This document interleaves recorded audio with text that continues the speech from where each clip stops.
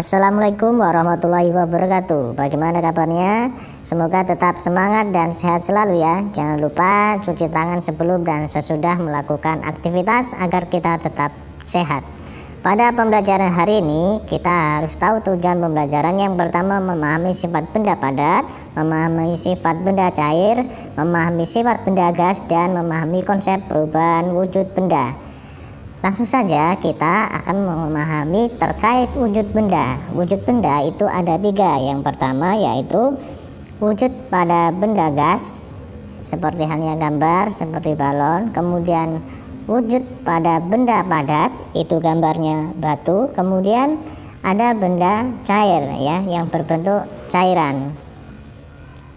Sebagai contoh untuk benda padat, kita lihat dalam kehidupan sehari-hari seperti halnya kulkas dan beberapa perlengkapan alat yang ada di sekolah kita atau di lingkungan kita seperti almari, meja, kursi, alat tulis, dan rak buku. Kemudian ada juga dalam bentuk benda padat seperti batu di lingkungan sekitar kita dan juga alat perlengkapan masak.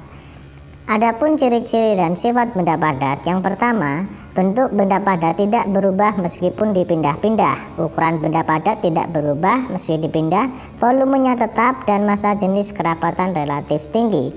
Perlu anak-anakku semua ketahui bahwa perubahan pada benda padat itu terbagi dua, perubahan bentuk dan perubahan wujud. Perubahan bentuk seperti halnya contoh pada gambar. Jika kalian lihat, di situ ada tanah liat yang dirubah menjadi bentuk guci gerabah.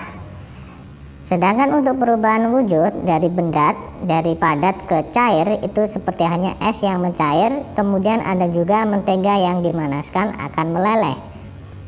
Sebagai contoh benda cair seperti hanya contoh yang ada di sekitar kita, ada minyak, susu, kemudian air yang setiap hari kita minum. Ada juga terkait benda cair, contohnya adalah madu yang bermanfaat untuk tubuh kita dan juga kecap. Kemudian ada juga saus. Sesuai gambar-gambar tersebut merupakan contoh benda cair. Adapun untuk ciri dan sifat benda cair,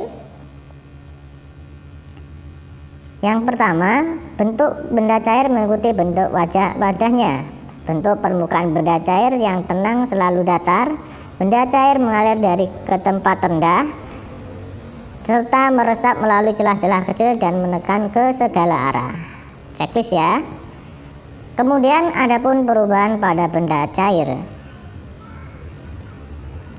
Perubahan pada benda cair bila kita perhatikan seperti halnya es krim.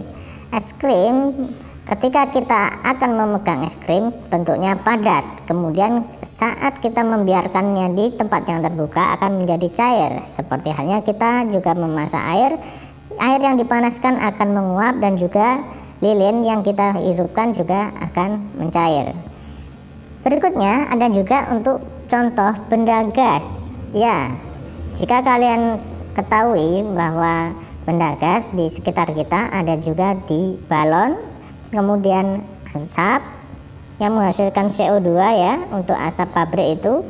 Kemudian ada juga untuk gas tabung LPG dan juga alat pemadam kebakaran terkait hidrogen ya.